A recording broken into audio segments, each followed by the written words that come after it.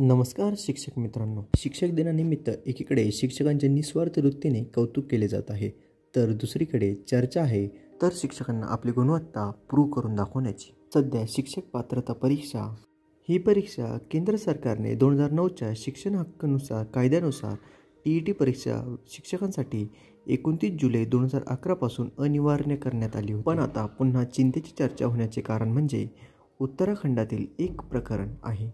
या प्रकरणाच्या सुनावणी दरम्यान सुप्रीम कोर्टाने दिलेल्या एका निर्णयादरम्यान जे शिक्षक TET उत्तीर्ण नाहीत त्यांना, म्हणजे ज्यांचं वय 55 वर्षाच्या पुढे आहे, त्यांना प्रमोशन मिळणार नाही असं त्यामध्ये दर्शवलं आहे.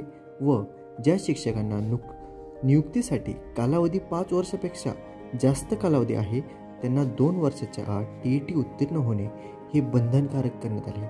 पण सर्वात महत्त्वाचा विषय हा आहे की शिक्षकांना जर तुम्ही TET ही बंधनकारक करत असणार तर आज आमदार असेल, खासदार असेल, पंतप्रधान असतील, यांना देखील एक कोणतीतरी परीक्षा उत्तीर्ण होणे गरजेचं आहे.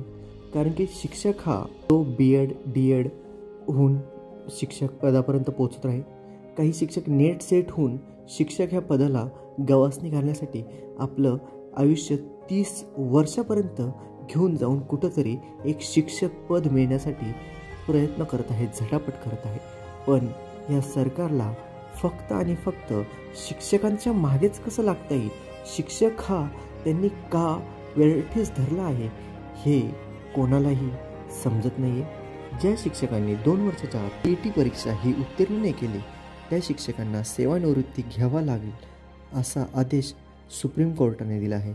या कठोर निर्णयामुळे देशातील लाखो सरकारी व खाजगी सेवा शिक्षकांना आता चिंतेची बाब ही मनात वाढतच चालली. कायद्यानुसार 2011-12 नंतर नोकरीला लागलेल्या 1ली ते 8वी वर्गातील शिक्षकांना TET उत्तीर्ण असणे आवश्यक आहे. मात्र या निर्णयाअंतर्गत सर्वांनीच दुर्लक्ष करून अनेक राज्यात शिक्षकांच्या नियुक्त्या ह्या करण्यात आल्या.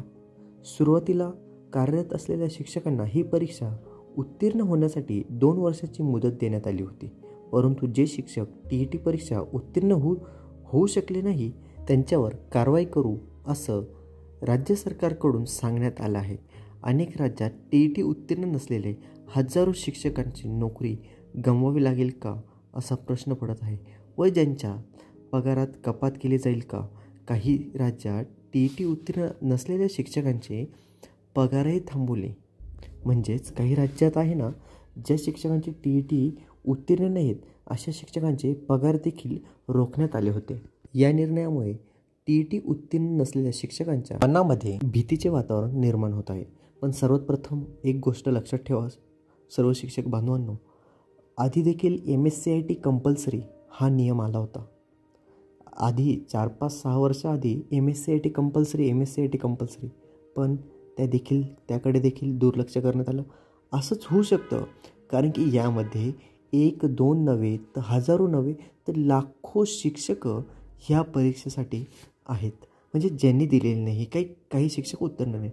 आता तुम्ही समजा ज्यांचं वय आज 52-53 आहे, अहो त्यांच्या मागे शाळेचा लोड, इतर काही सरकारी कामे व करिक्युलम ॲक्टिव्हिटी हे सर्व पाहता यामध्ये 100% बदलाव होणार असं दिसून येत आहे आणि दिसून देखील येणारच आहे. कारण की चेंजेस होणं अनिवार्य आहे.